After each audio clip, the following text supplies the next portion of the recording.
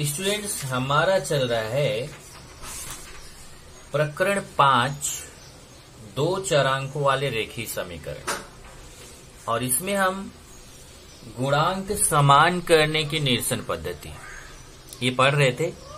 और इस जो गुणांक समान करने की निरसन पद्धति है, इसमें मैंने आपको लिखा दिया था कैसे कैसे करना है, और फिर आपको ये भी बता दिया था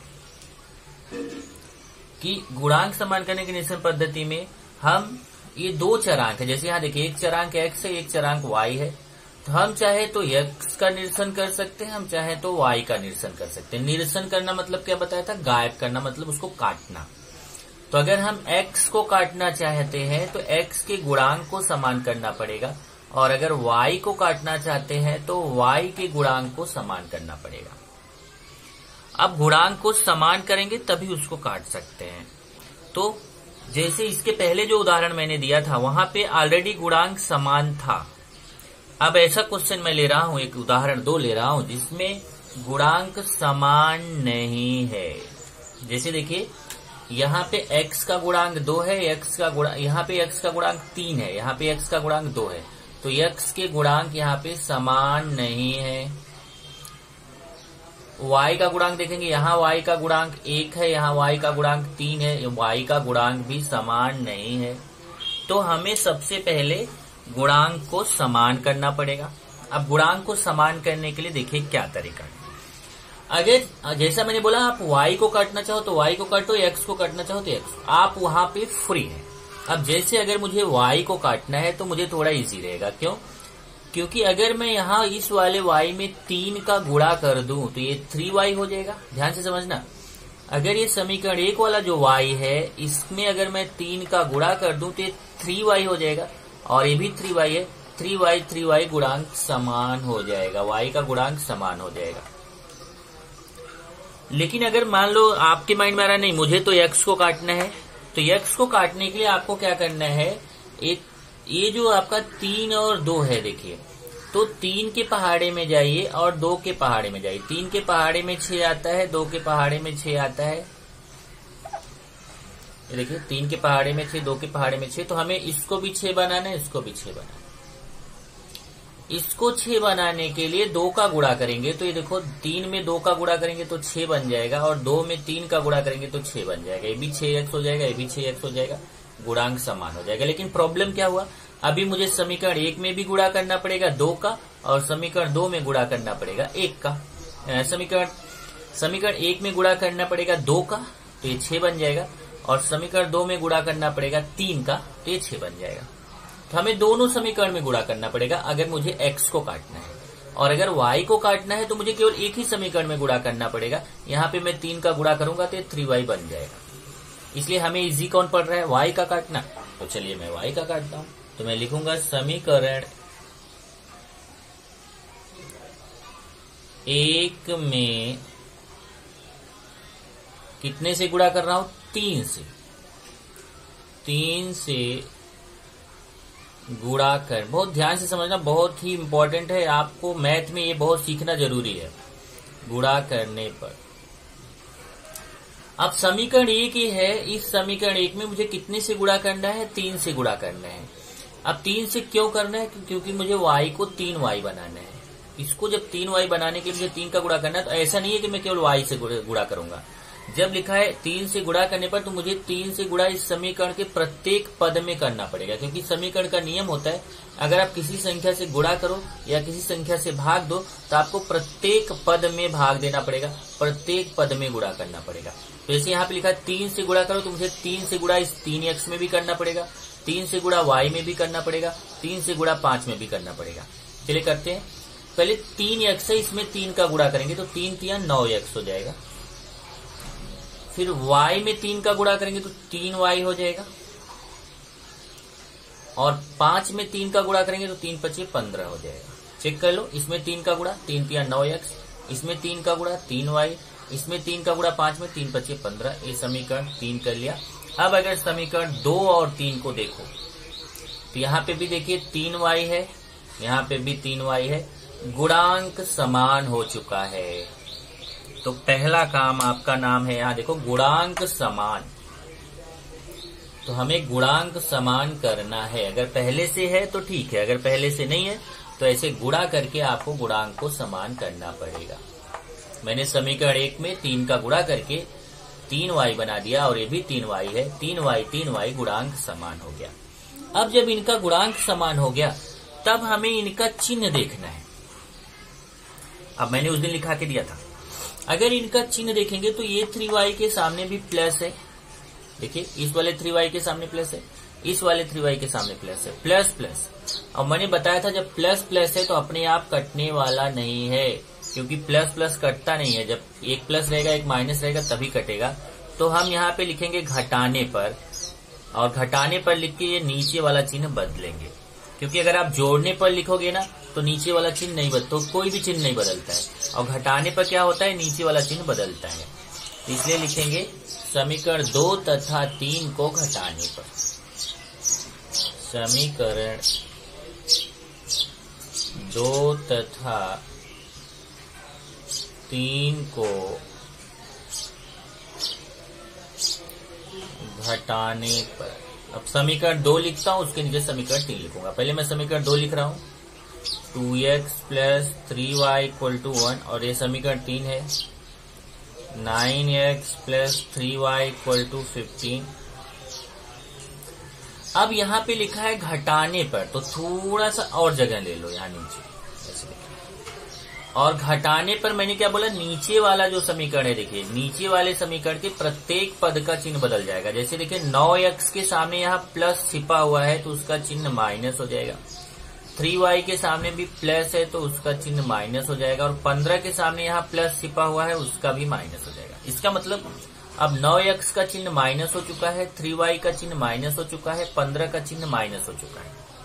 अब चलिए देखिए, ए वाला जो 3y है उसका चिन्ह प्लस है, ए वाला जो 3y है उसका चिन्ह माइनस। चेक कर लीजिए ध्यान से, इस वाले 3y का चिन्ह प्लस है, इस वाले 3y का चिन्ह माइनस है। 3y अब कट जाएगा। अब यहाँ पे देखिए, ये 2x के सामने प्लस है, 9x के सामने माइनस है। एक के सामने प्लस हो, एक के सामने माइनस हो, तो आप बोलोगे सर प्लस है एक माइनस है तो कट जाता है। तब कट जाता है जब दोनों का गुणांक समान हो। जैसे 3y दोनों का गुणांक समान है तो कट जाएगा। यहाँ 2x और 9x कटेगा नहीं बल्कि घट जाएगा, घटेगा। ये देखिए क्योंकि इसका गुणांक समान नहीं है। तो 2x के सामने प्लस है, 9x के सामने माइनस है, तो 9x में 2x घटाएंगे तो कितना आएगा 7x। देखिए 9x में 2x घटाएंगे तो 7x। और बड़ी संख्या देखेंगे, 2x बड़ी है कि 9x बड़ी है, 9x बड़ा है। 9x के सामने कौन सा चिन्ह है, माइनस। अब बोलो नहीं सर प्लस है, नहीं, अब इसका चिन्ह माइनस हो चुका है तो 9x के सामने माइनस है। फिर से देखिए 2x के सामने प्लस है, 9x के सामने माइनस है। अब आप बोलो सामने नहीं है तो नीचे है, उसका चिन्ह अभी माइनस बदल चुका है। ओके, तो 2x का चिन्ह प्लस है, 9x का चिन्ह माइनस है, तो प्लस और माइनस घटता है, बड़ी संख्या का चिन्ह लगाया जाता है। तो 9x में 2x घटाएंगे 7x, 9x बड़ी संख्या उसके सामने माइनस है तो माइनस। अब इधर आते हैं, 1 के सामने प्लस है, 15 का चिन्ह माइनस है। 1 का चिन्ह प्लस है, 15 का माइनस है। प्लस और माइनस है तो घटाएंगे, 15 में से 1 घटाएंगे तो 14। और बड़ी संख्या 15 है, उसके सामने माइनस चिन्ह है तो बड़ी संख्या का चिन्ह लगाएंगे। अब ये ऋण 7 का x के साथ गुणा है। देखो यहाँ बीच में गुणा छिपा हुआ, तो जब ऋण 7 उधर जाएगा तो ऋण 7 उधर भाग में चला जाएगा। देखिए ऋण 7 इधर गुणा में है, बराबर उधर जाएगा तो ऋण 7 भाग में चला जाएगा। ऋण और ऋण का भाग धन हो जाता है, ऋण और ऋण का भाग धन हो जाता है, और 7 दूना 14। x का मान हमें मिल गया।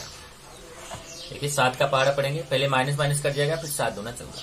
अब x का मान जो 2 आया है, ध्यान से देखिए, ये जो x का मान 2 आया है, इस x के मान को आप समीकरण 1 में रख दो, चाहे 2 में रख दो, चाहे 3 में रख दो, किसी भी समीकरण में रख के आप y का मान निकाल सकते हैं।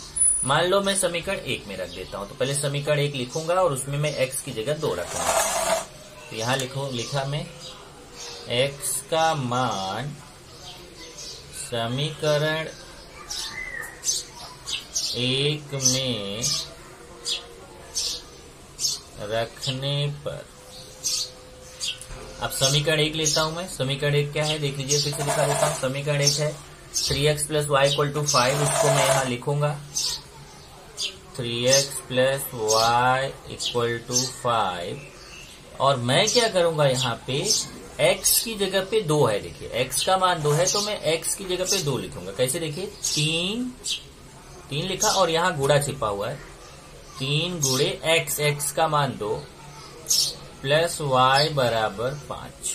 चेक कर लीजिए, x का मान 2 है तो मैं यहाँ 3 बीच में गुणा छिपा हुआ है, x का मान 2 प्लस y बराबर 5। अब 3 दूना 6 प्लस y बराबर 5। 6 का उधर पक्षांतर करेंगे, ये देखिए +6 है, उधर जाएगा तो क्या हो जाएगा, -6 हो जाएगा। +6 है बराबर उधर जाके -6 हो जाएगा। और ये देखिए 5 के सामने प्लस है, 6 के सामने माइनस है, तो प्लस और माइनस घटता है, बड़ी संख्या का चिन्ह लगता है। 6 में से 5 गया 1, बड़ी संख्या 6 है, उसके सामने माइनस है तो माइनस। इस तरीके से आपको x का मान आ गया 2 और y का मान आ गया ऋण 1। तो यहाँ पे उत्तर लिख देंगे। उत्तर में लिखेंगे x y बराबर 2 - 1 दिए गए समीकरणों का हल है। ये देखिए इस तरीके से हमें समीकरण को हल करना है गुणांक समान करने की निरसन पद्धति से। एक विधि और हमें सीखना है और वो है मान रखने की निरसन पद्धति। लेकिन मान रखने की निरसन पद्धति मैं सिखाऊं इसके पहले गुणांक समान करने की निरसन पद्धति जो मैंने आपको दिखाया वो पहले अच्छे तरीके से आपकी प्रैक्टिस कर लीजिए प्रश्न संग्रह 5.1 में, फिर मैं आपको मान रखने की निरसन पद्धति सिखाऊंगा। तो यहाँ चलिए प्रश्न संग्रह 5.1 स्टार्ट करते हैं। प्रश्न 1 क्या है, x तथा y चरांकों का उपयोग करके 2 चरांकों वाले 5 रेखीय समीकरण लिखे। अब देखिए यहाँ पे क्या बोला है कि हमें x और y चरांकों का ही उपयोग करना है और 2 चरांकों वाले 5 रेखीय समीकरण आपको लिखने हैं। तो चलिए एक एक करके यहाँ पे मैं लिख देता हूँ x तथा y चरांकों का उपयोग करके 2 चरांकों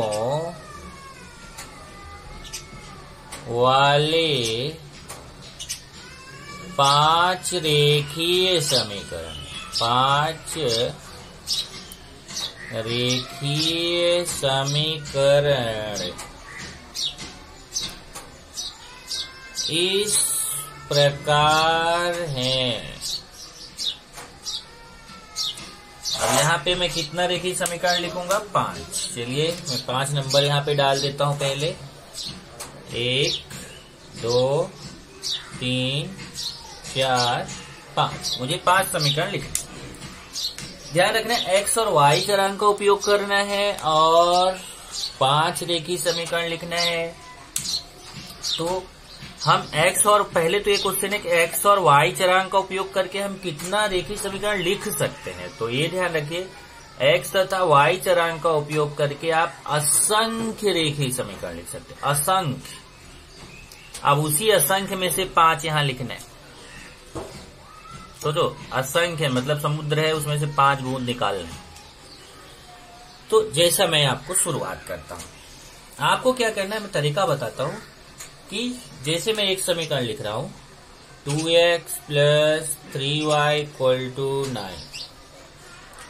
ये देखिए आपको जब भी रेखीय ये समीकरण लिखना है x तथा y चरांक का उपयोग करना है तो देखो x और y होना जरूरी है। पहले x और y दिख रहा है आपको, तो पहले तो x और y होना चाहिए और x और y पे कोई घात मत लगाना है। x और y का घात 1 होना चाहिए, क्योंकि मैंने बताया था आपको रेखीय समीकरण उसको कहते हैं कि जब x जो चरांक x और y है उसका घातांक 1 होता है तो उसको रेखीय समीकरण कहते हैं। तो इसमें देखिए x का घात 1 y का घात 1 छिपा हुआ है, तो यह रेखीय समीकरण है।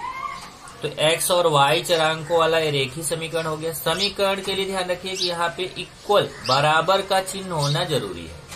अगर आप केवल लिख देते हो 2x + 3y + 9 तो वह समीकरण नहीं है। जैसे अगर मैं ऐसे लिख दूं 2x + 3y + 9 तो यह समीकरण नहीं है, क्योंकि समीकरण के लिए बराबर का चिन्ह होना जरूरी है। चाहे बराबर के बाद 0 ही लिख दो, पर बराबर का चिन्ह होना जरूरी है। बराबर के बाद कुछ न कुछ आना चाहिए।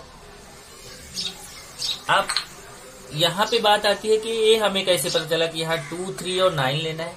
तो मैं यहाँ 2, 3 और 9 की जगह पे कोई भी संख्या ले सकता हूँ।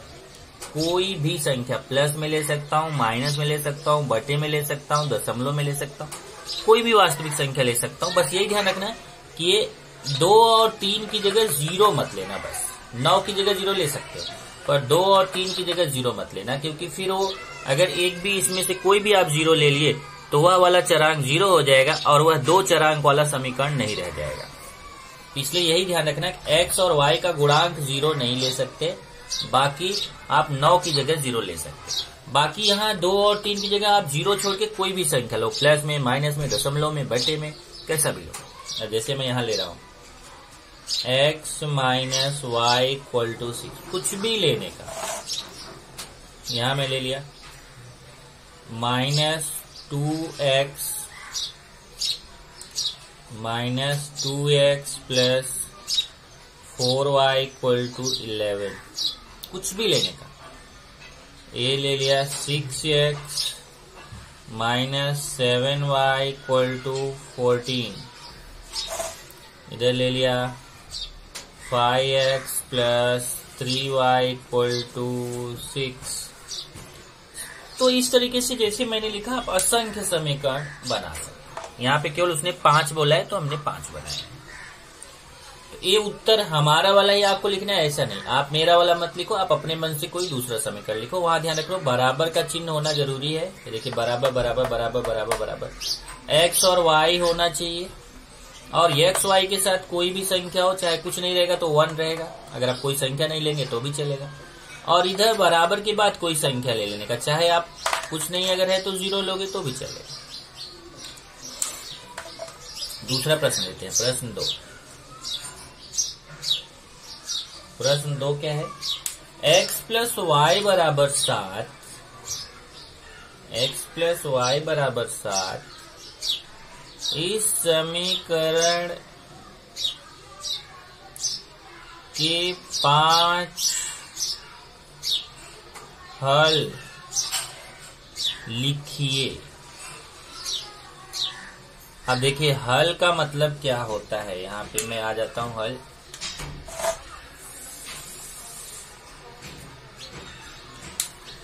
तो पहले मैं लिख देता हूं x प्लस वाई बराबर 7 इस समीकरण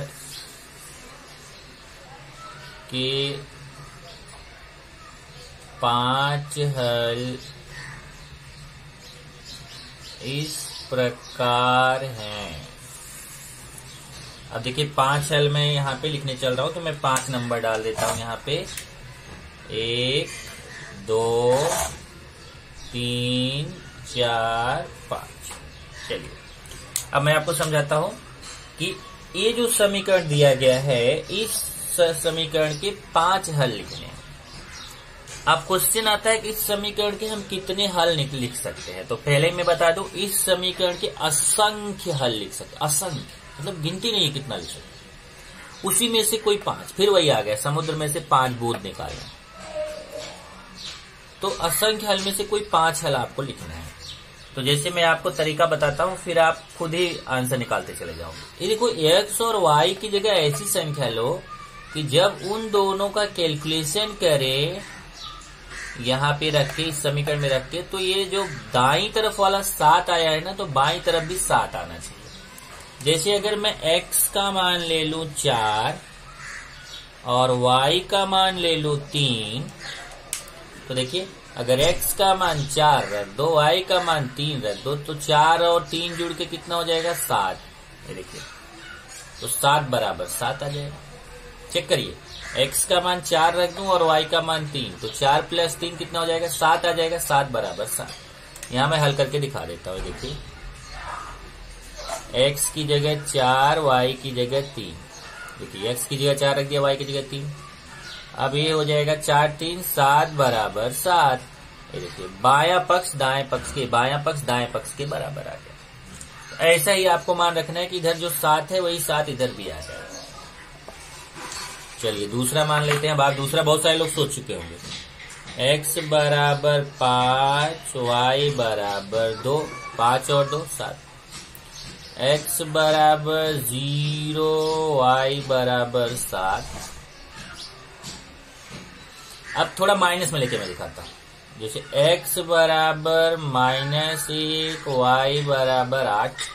अब आप बोलोगे ये कैसे पता चला? ये देखो मैं दिखाता हूँ, x प्लस वाई बराबर 7 है, x की जगह -1 और y, x की जगह -1 और y की जगह 8 रख दिया। अब देखिए माइनस प्लस घटता है, बड़ी संख्या का चिन्ह, 8 में से 1 गया 7 और बड़ी संख्या के सामने प्लस है तो यहाँ प्लस। ये देखिए आया ना 7 बराबर 7। x बराबर 10, y बराबर -3।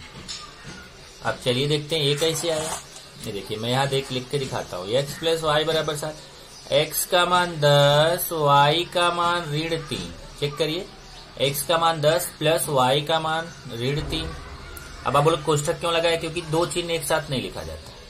अब ये चिन्ह का गुणा हो जाएगा, प्लस और माइनस का गुणा माइनस, प्लस और माइनस का गुणा माइनस, 10 में से 3 गया 7, 7 बराबर 7। तो इस तरीके से आप प्लस में भी मान ले सकते हैं, माइनस में भी ले सकते हैं, जीरो भी ले सकते हैं। बस यही ध्यान रखना है कि जब इन दोनों को जोड़ें, यहाँ पे समीकरण में रखें मान, तो रखने के बाद 7 बराबर 7, बायां पक्ष दायां पक्ष दोनों, ये बायां है दायां है, बायां दायां दोनों मान समान आना चाहिए, बायां दायां दोनों मान समान आना चाहिए। ये हो गया आपका 2 क्वेश्चन। अब तीसरा क्वेश्चन फिर वहीं आ जाएंगे हम लोग, और तीसरा ये है कि हम गुणांक समान करने की निरसन पद्धति से समीकरणों को हल करेंगे। चलिए अभी प्रश्न 3 की तरफ चलते हैं। प्रश्न 1 और 2 हो गया। प्रश्न 3 है, निम्नलिखित युगपत समीकरण हल कीजिए। और उसमें मैंने यहाँ, उसने नहीं लिखा पर मैं यहाँ लिख दिया हूँ गुणांक समान करने की निरसन पद्धति। मतलब अभी मैं इसमें 6 प्रश्न दिया गया, वो 6 के 6 प्रश्न हम लोग कौन सी पद्धति से करने जा रहे हैं? गुणांक समान करने की निरसन पद्धति, क्योंकि अभी हमने यही पद्धति सीखा हुआ है। तो चलिए मैं यहाँ पे 2 क्वेश्चन एक साथ बताने चल रहा हूँ। पहले मैं पहला क्वेश्चन बताऊंगा फिर दूसरा। तो पहले पहला क्वेश्चन देखते हैं। पहला क्वेश्चन है, देखिए इसमें 2 समीकरण आपको दिख रहा है, x plus y equal to 4 और दूसरा है 2x माइनस 5 इक्वल टू 1। तो पहले समीकरण को लिख दूंगा ऐसे, देखिए x plus y equal to 4, इसके आगे डॉट डॉट डॉट समीकरण 1, और 2x minus 5 equal to 1 dot dot dot समीकरण 2। मतलब ये समीकरण 1 है, ये समीकरण 2 है। इन दोनों समीकरणों को हल करना है, कौन सी पद्धति से हल करना है? गुणांक समान करने की निरसन पद्धति से। तो क्या तरीका मैंने बताया था कि किसी एक चरांक के गुणांक को समान करो। अब ध्यान से समझो, क्योंकि मैं आपको दोनों तरीके बताऊंगा। अगर कोई स्टूडेंट x को काटना चाहता है तो उसको समीकरण 1 में 2 का गुणा करना पड़ेगा। देखिए यहाँ, क्योंकि ये 2x है, इसको भी 2x बनाना पड़ेगा। अगर x को काटना है तो उसका गुणांक समान करना जरूरी है। गुणांक समान करने के लिए ये 2x है तो इसको भी 2x बनाना पड़ेगा। तो इसमें अगर मैं 2 का गुणा कर दूं तो ये भी 2x बन जाएगा। तो मुझे लिखना पड़ेगा समीकरण 1 में 2 से गुणा करने पर। लेकिन अगर मुझे y को काटना है तो ये देखिए यहाँ पे 5 है, और यहाँ पे अगर मैं 5y बना दूं, ये 5y, अगर इसको भी 5y बना दूं तो फिर मैं y को काट सकता हूँ। तो मुझे कितने का गुणा करना पड़ेगा? 5 का। तो ये 5y बन जाएगा। अगर मुझे x को काटना है तो मुझे 2 का गुणा करना पड़ेगा, 2x बनेगा। और अगर y को काटना है तो मुझे 5 का गुणा करना पड़ेगा, तभी ये 5y बनेगा। तो चलो मान लो मुझे y को काटना है, तो मैं लिखूंगा समीकरण 1 में 5 से गुणा करने पर, चलिए इसमें मैं 5 का गुणा करूंगा। अब देखिए, तो जब 5 का गुणा होगा तो समीकरण 1 में गुणा हो रहा है, तो ये 1 2 3 तीनों पदों में 5 का गुणा होगा। x में भी 5 का गुणा होगा, y में भी 5 का गुणा होगा, और 4 में भी 5 का गुणा होगा। चलिए पहले x में 5 का गुणा करेंगे तो 5x, फिर प्लस y में 5 का गुणा करेंगे 5y, और 4 में 5 का गुणा करेंगे 20। ये बन गया समीकरण 3। अब ध्यान से देखो, ये समीकरण 2 देखिए, 5y, यहाँ पे भी 5y, दोनों 5y बन गया। दोनों के गुणांक समान हो गए। अब गुणांक समान हो गए तो हमें उसको निरसन करना है, तो हम चिन्ह देखेंगे, उसके सामने का चिन्ह। अब देखिए यहाँ पे जो 5y है उसके सामने कौन सा चिन्ह है, ए वाले 5y, जो समीकरण 2 का 5y है उसके सामने माइनस चिन्ह है, और जो समीकरण 3 का 5y है उसके सामने प्लस चिन्ह है। तो ये जब एक माइनस हो एक प्लस हो तो मैंने लिखा के दिया था, क्योंकि अपने आप कट जाएगा, आपको चिन्ह बदलने की जरूरत नहीं है। एक माइनस एक प्लस है तो अपने आप कटने वाला है, केवल आपको इनको जोड़ना है। तो यहाँ लिखेंगे समीकरण 2 तथा 3 को जोड़ने पर। तो यहाँ पे मैं लिखूंगा समीकरण 2 तथा 3 को जोड़ने पर, 3 है, समीकरण 2 तथा 3 को जोड़ना। ध्यान रखना जब समीकरण लिखते हो ना तो समीकरण को चाहे ऐसे मेरी तरह लिख दो चाहे ऐसे लिख दो, इससे ए चाहे ब्रैकेट बनाओ चाहे ऐसे गोला बनाओ तो इससे पता चलता है समीकरण को प्रदर्शित करता है। केवल ऐसे नहीं लिख सकते समीकरण को। तो अभी पहले मैं समीकरण 2 लिख रहा हूं। समीकरण 2 क्या है, 2x minus 5y equal to 1। Check कर लीजिए, इस समीकरण 2 है, 2x minus 5y equal to 1, उसको लिख दिया। फिर उसके नीचे समीकरण 3 लिखूंगा, 5x plus 5y equal to 20, 5x plus 5y equal to 20। अब ध्यान से देखना, यहाँ पे a वाले 5y के सामने माइनस है, a वाले 5y के सामने प्लस है, कट जाएगा। अब ये 2x के सामने प्लस है, 5x के सामने प्लस है, ये प्लस प्लस जुड़ जाएगा। इधर देखिए 1 के सामने प्लस है, 20 के सामने प्लस है, प्लस प्लस जुड़ जाएगा। इधर 5x और 2x जोड़ेंगे तो 7x, इधर 20 में 1 जोड़ेंगे 21, इधर 7 का गुणा है बराबर को उधर लेके जाएंगे, तो उधर लेके जाएंगे तो 7 का भाग हो जाएगा और 7 का पहाड़ा पड़ेंगे, 7 त्रिक 21, x बराबर 3 आ जाएगा।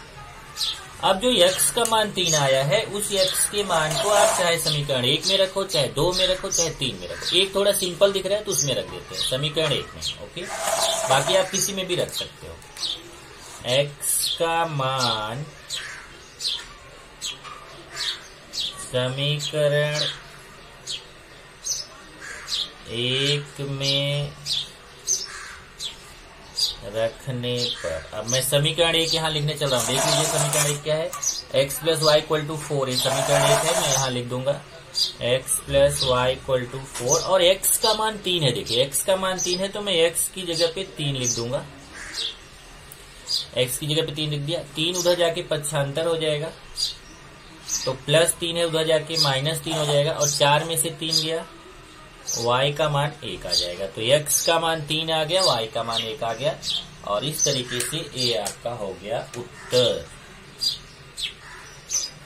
उत्तर लिख देंगे x y बराबर 3 1। देखिए x का मान 3, y का 1, दिए गए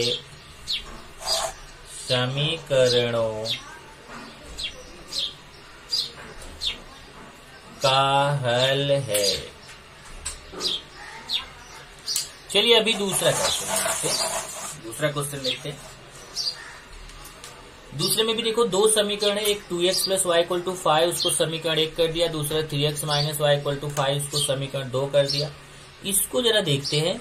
अगर इसमें आप देखेंगे तो x का गुणांक 2, x का गुणांक 3, x का गुणांक समान नहीं है, लेकिन y का गुणांक देखेंगे, यहाँ y का गुणांक 1 है, यहाँ पे भी 1 है, 1 और 1, तो यहाँ पे गुणांक समान है। तो एक फायदा हो गया इसमें, हमें गुणांक समान करने की जरूरत नहीं है।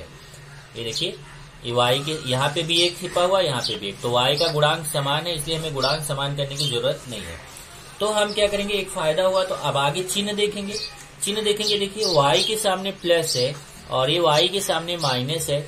एक देखिए ये y के सामने प्लस है, ये y के सामने माइनस है, और जब एक के सामने प्लस हो एक के सामने माइनस हो तो अपने आप कट जाएगा, उसका चिन्ह बदलने की जरूरत नहीं है। तो जब एक के सामने प्लस हो एक के सामने माइनस हो तो देखो मैंने लिखा है आपको, तो लिखो जोड़ने पर। क्या लिखो, जोड़ने पर। तो यहाँ पे मैं लिखूंगा समीकरण 1 तथा 2 को जोड़ने पर। समीकरण 1 तथा 2 को जोड़ने पर। अब समीकरण 1 और 2 ऊपर नीचे लिखूंगा। ये हो गया 2x plus y equal to 5, 3x minus y equal to 5। समीकरण 2, समीकरण 1 लिख दिया, उसके नीचे समीकरण 2 लिख दिया। अब इसको जोड़ना है, देखिए ध्यान से। इधर y के सामने, ये वाले y के सामने प्लस है, ये वाले y के सामने माइनस, एक के सामने प्लस, एक के सामने माइनस, ये कट जाएगा। और इधर देखिए 2x के सामने प्लस, 3x के सामने प्लस, प्लस और प्लस जोड़ा जाता है तो 3x और 2x, यहाँ कितना हो जाएगा 5x। इधर 5 के सामने प्लस, 5 के सामने प्लस, ये भी प्लस और प्लस जोड़ा जाएगा, 5 और 5 कितना हो जाएगा 10। फिर यहाँ 5 का गुणा है, बराबर को उधर लेके जाएंगे तो भाग में चला जाएगा 5। ये देखिए 5 का गुणा उधर भाग में चला गया, 5 का पहाड़ा पड़ेंगे, 5 दूना 10, x बराबर 2। फिर जो x का मान है उसको समीकरण 1, 2, 3, 1, 2 किसी में भी रख सकते हैं। तो मान लो मैं 1 में रख देता हूं। x का मान समीकरण 1 में रखने पर, अब समीकरण 1 देख लीजिए एक बार। समीकरण 1 इधर है, इसमें भी रख सकते थे, इसमें भी, चाहे जिसमें रखो। जैसे मैं समीकरण 1 में रख रहा हूं 2x plus y equal to 5, तो मैं यहां लिख दूंगा 2x plus y equal to 5। और यहाँ x का मान 2 है तो मैं x की जगह 2 रखूंगा। देखिए 2 बीच में गुणा छिपा हुआ है और x का मान 2 है। ध्यान से देखिए, ये तो 2 है ही, फिर बीच में गुणा छिपा हुआ तो मैं गुणे का चिन्ह लगा दिया। x का मान 2 प्लस y बराबर 5, ये 2 दूना 4 प्लस y बराबर 5। 4 का उधर पक्षांतर कर दूंगा, प्लस 4 है, उधर जाके माइनस 4 हो जाएगा। 5 में से 4 जाएगा तो 1 आएगा। ये आ गया हमारा उत्तर। x का मान 2 और y का मान 1। यहाँ पे उत्तर लिख देंगे x y बराबर x का मान 2, y का 1। दिए गए समीकरणों का हल है। ये क्वेश्चन आप प्रैक्टिस करिए। इसके जैसे 4 प्रश्न और बच रहे हैं जिसको हम नेक्स्ट लेक्चर में इसी विधि से करेंगे।